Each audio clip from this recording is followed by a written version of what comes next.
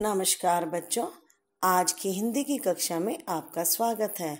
बच्चों, आज हम पढ़ेंगे वसंत भाग 1 लेसन 3 नादान दोस्त लेक्चर 1। इस पाठ के लेखक हैं प्रेमचंद। बच्चों, आइए प्रेमचंद का जीवन परिचय जानें।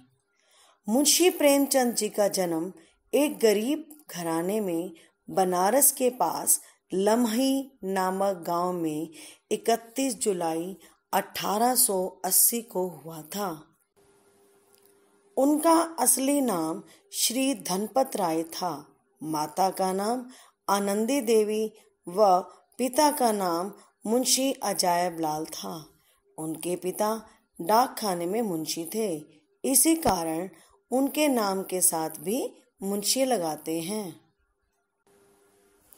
पारिवारिक जीवन कष्टदायी रहा। विद्यार्थियों को ट्यूशन पढ़ाकर रोजी रोटी चलाई, उसके साथ साथ मैट्रिक भी पास किया। स्कूल में मास्टरी शुरू की। उन्होंने FA और BA पास किया। गांधी जी के सत्याग्रह से प्रभावित हो सरकारी नौकरी छोड़ दी। प्रेमचंद ने 1901 में उपन्यास लिखना शुरू किया। कहानी 1907 से लिखने लगे। उन्होंने हिंदी कहानी में एक नई पहचान बनाई और आधुनिक कथा साहित्य के जन्मदाता कहलाए। उनके प्रमुख उपन्यासों में वरदान, प्रतिज्ञा, निर्मला, गबन, रंगभूमि, गोदान व मनोरमा आदि हैं। कहानी संग्रह में उनके 21 कहानी संग्रह प्रकाशित हुए, जिनमें 300 से भी ज्यादा कहानी हैं, जैसे नमक का दारोगा, प्रेम पचीसी, प्रेम प्रतिमा, सप्त सुमन, प्रेरणा, नवजीवन, पंचफूल आदि उनके कहानियां हैं। इनकी मृत्यु 8 अक्टूबर 1936 वाराणसी उत्तर प्रदेश में हुई। आइए अब आरंभ करते हैं नादान दोस्त। केशव के घर कार्निस के ऊपर एक चिड़िया ने अंडे दिए थे। केशव और उसकी बहन श्यामा दोनों बड़े ध्यान से चिड़िया को वहां आते जाते देखा करते। सवेरे दोनों आंखें मलते कार्निस के सामने पहुंच जाते और चिड़ा और चिड़िया दोनों को वहां बैठा पाते। उनको देखने में दोनों बच्चों को न मालूम क्या मजा मिलता। दूध और जलेबी की सुध भी न रहती थी। दोनों के दिल में तरह तरह के सवाल उठते। अंडे कितने बड़े होंगे, किस रंग के होंगे, कितने होंगे, क्या खाते होंगे, उनमें से बच्चे किस तरह निकल आएंगे, बच्चों के पर कैसे निकलेंगे, घोंसला कैसा है। लेकिन इन बातों का जवाब देने वाला कोई नहीं। न अम्मा को घर के कामों धंधों से फुर्सत थी, न बाबूजी को पढ़ने लिखने से। दोनों बच्चे आपस ही में सवाल जवाब करके अपने दिल को तसल्ली दे लिया करते थे। श्यामा कहती, क्यों भैया, बच्चे निकलकर फुर से उड़ जाएंगे। केशव विद्वानों जैसे गर्व से कहता, नहीं री पगली, पहले पर निकलेंगे, बगैर परों के बेचारे कैसे उड़ेंगे। श्यामा बच्चों को क्या खिलाएगी बेचारी। केशव इस पेचीदा सवाल का जवाब कुछ न दे सकता था। इस तरह 3-4 दिन गुजर गए। दोनों बच्चों की जिज्ञासा होती है इच्छा, दिन दिन बढ़ती जाती थी।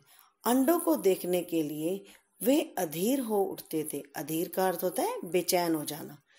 उन्होंने अनुमान लगाया कि अब जरूर बच्चे निकल आए होंगे। बच्चों के चारे का सवाल अब उनके सामने आ खड़ा हुआ।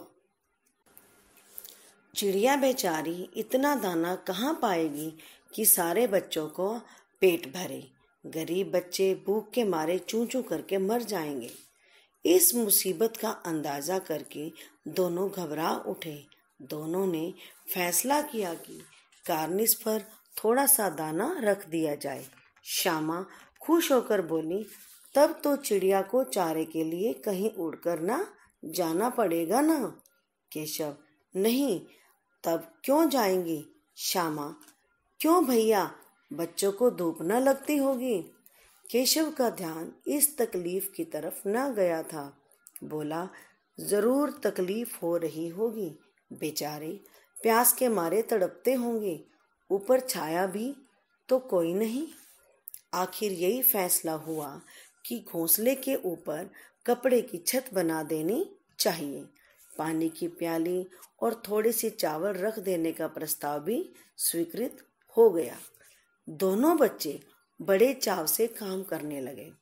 श्यामा माँ की आंख बचाकर मटके से चावल निकाल लाई। केशव ने पत्थर की प्याली का तेल चुपके से जमीन पर गिरा दिया और उसे खूब साफ करके उसमें पानी भरा। अब चांदनी के लिए कपड़ा कहाँ से आए? फिर ऊपर बगैर छड़ियों के कपड़ा ठहरेगा कैसे और छड़ियाँ खड़ी होंगी कैसे? केशव बड़ी देर तक इसी उधेड़-बुन में रहा। उधेड़-बुन मतलब इस बारे में सोच विचार करता रहा। आखिरकार उसने यह मुश्किल भी हल कर दी।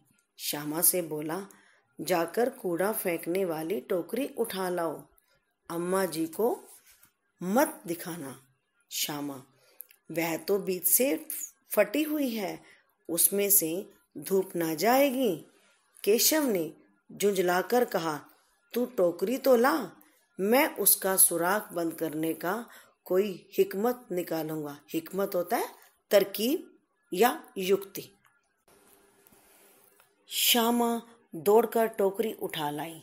केशव ने उसके सुराख में थोड़ा सा कागज ठूस दिया और तब टोकरी को एक टहनी से टिकाकर बोला, देख, ऐसे ही घोंसले पर उसकी आड़ कर दूंगा, तब कैसे धूप जाएगी।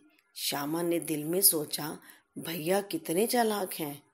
आइए अब पढ़ते हैं सीन 2। गर्मी के दिन थे। बाबूजी दफ्तर गए हुए थे। अम्मा दोनों बच्चों को कमरे में सुलाकर खुद सो गई थी, लेकिन बच्चों की आंखों में आज नींद कहाँ। अम्मा जी को बहलाने के लिए दोनों दम रोके, आंखें बंद किए मौके का इंतजार कर रहे थे। जो ही मालूम हुआ कि अम्मा जी अच्छी तरह से सो गई हैं, दोनों चुपके से उठे और बहुत धीरे से दरवाजे की सिटकनी खोलकर बाहर निकल आए।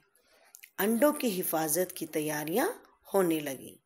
केशव कमरे से एक स्टूल उठा लाया, लेकिन जब उससे काम न चला तो नहाने की चौकी लाकर स्टूल के नीचे रखी और डरते डरते स्टूल पर चढ़ा।